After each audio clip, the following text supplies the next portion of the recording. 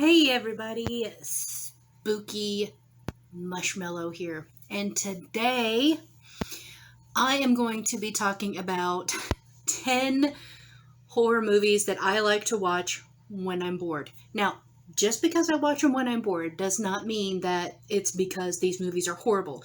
These are classics movies, but I love them. But there is so many when it comes close time for Halloween. Like, you have to watch them all year round, or you just can't keep up with all of them. So there's some that, no matter what time of year it is, I will pop in because I'm just like in the mood to watch a good scary movie. Even though I may have seen it a million times, it doesn't matter.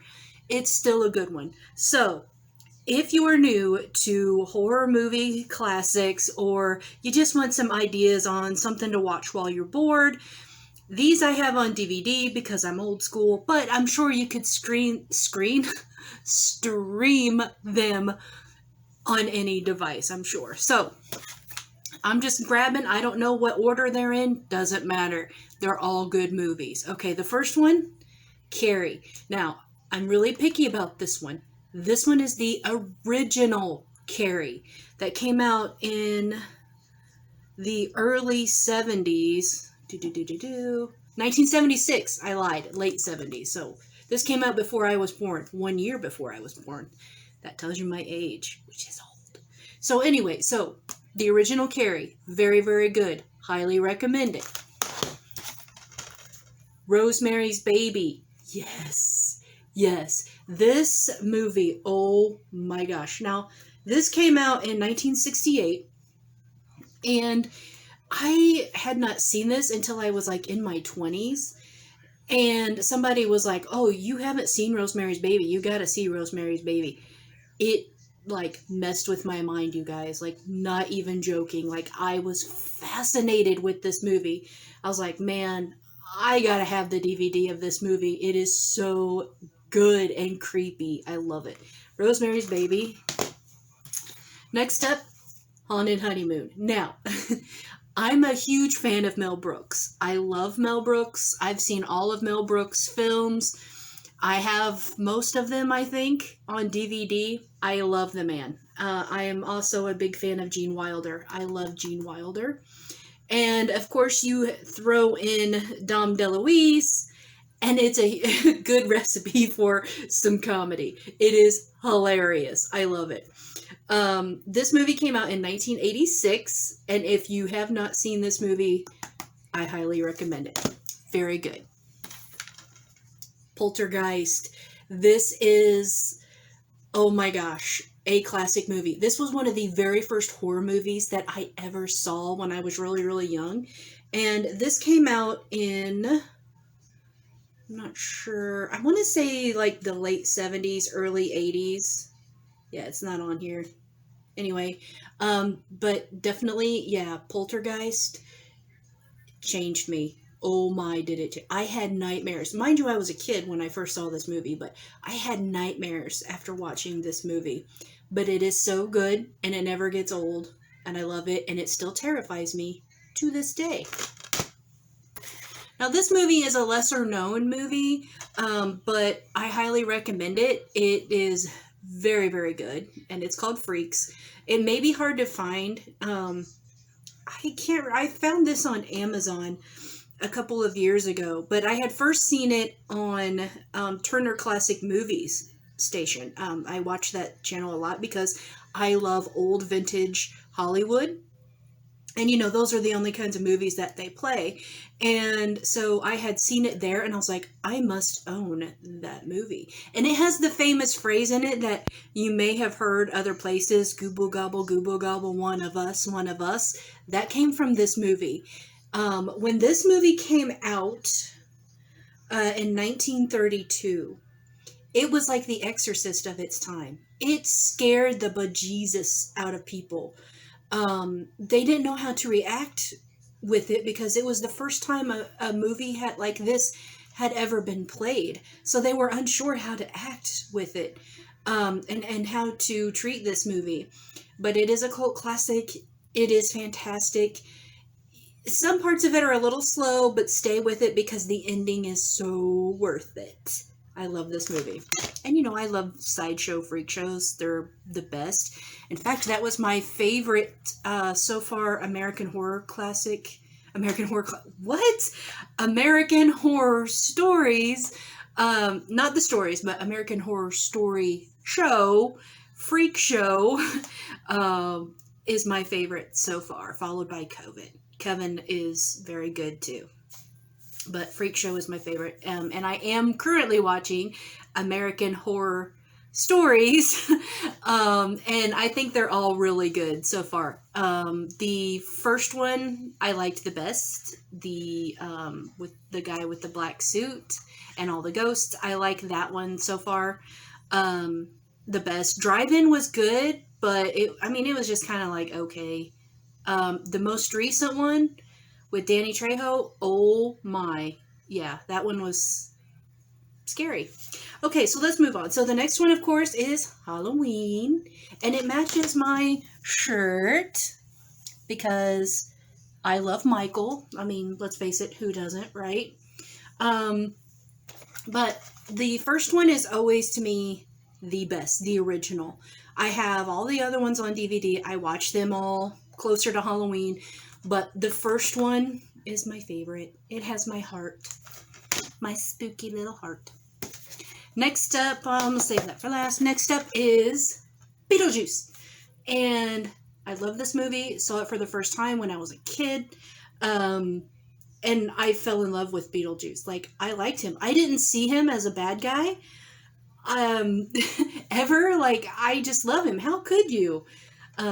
I really love this movie, so this definitely is a must-see, definitely. If you haven't seen it already, which I'm sure you have. Hasn't everybody seen Beetlejuice? I mean, come on. If you're into horror and things that are spooky and scary, then you've seen Beetlejuice. Yeah. All right. Next up is another Mel Brooks and Gene Wilder film, and it is hands down my all-time favorite. I will say, when it comes to funny Halloween shows, Young Frankenstein. OMG. I know this movie forwards and backwards. Every single line. Oh, yes. I could recite this movie in my sleep, I'm sure. Absolutely love this movie. Definitely, if you have never seen Young Frankenstein and you want a good laugh, you must watch Young Frankenstein. It's the best. Put the candle back. Next up, the Rocky Horror Picture Show. Who doesn't love the Rocky Horror Picture Show? Come on, it's a classic. Frankenfurter? Oh, come on, yes. Actually, my favorite, believe it or not, out of all of them, I like Magenta the best. I just think she's really cool. I like her a lot. We watched this movie several times before October even hits. And I truly, truly love it. Came out in, I believe, the 70s. 1975, yeah, is when it came out. Tim Curry just makes this movie. I mean, let's face it, there could never be another Frankenfurter. I mean, Tim Curry is Frankenfurter to me. Like, I've seen him in Clue, which is another one of my all-time favorite movies. I've seen him in Congo. I've seen him in It, like all kinds of other movies. But to me, he's always Dr. Frankenfurter. No matter what role he plays, he's always Dr. Frankenfurter to me. Creature from the Black Lagoon. Now, this one, you may be surprised and you're like, what? Seriously, for its time, which it came out in, let me see, I want to say probably the 30s or 40s. I don't see it here on the DVD exactly when it came out. But it's worth it. Okay, so the effects are really, really bad. It's a low budget movie, but for its time, it was kind of like with Freaks and Rosemary's Baby. Like, when it came out, people were scared to death. Like, kind of like how people that saw Jaws for the first time were afraid to get in the water. It's the same with The Creature from the Black Lagoon. Like, people were scared to get into the water once they saw this movie. But, you know, this little Aqua guy here, the Aquaman, he doesn't get much love. There's not too many people that, really appreciate him for being in the horror genre. And he really is. So if you haven't seen this movie, definitely check it out. It is a little slow, but you just got to stick with it to get to the good parts. It's worth it. And yeah, whenever I'm feeling nostalgic and I want to watch like the older horror movies, this is definitely one that I will pop in and watch anytime. It's one of my favorites. And next up is a more recent movie. I'm not real recent, but recent enough. But that is The Conjuring. I love the very first Conjuring. I've seen them all, except for the most recent one, The Devil Made Me Do It. I haven't seen that one yet, but I have seen all of the other Conjuring films. I am a huge fan of Ed and Lorraine Warren. I followed their stories and such for years and years. And so when The Conjuring came out, I was anxious to see the movie because it was, I was shocked to see that they had a movie where there were people playing Ed and Lorraine, and I had to see it. And so I remember I went and I watched the movie first, and then my birthday came close after this came out, and close after I had seen the movie. The book came out, and so my husband, as a birthday gift, got me the book that was written by one of the actual daughters that lived inside the house during these events. And it's a great book. And she ended up doing 3 books altogether, and I've read all 3. They're very good books, but the movie is amazing. I love the movie. The characters in the movie, they all meshed well together when they were trying to do the movie. The actress and actor that played Ed and Lorraine Warren were spectacular. Yeah, I love this movie. I love to just put it in and just watch it. It doesn't freak me out anymore. When it did, oh man, when I saw it at the theater, I had nightmares. It freaked me out.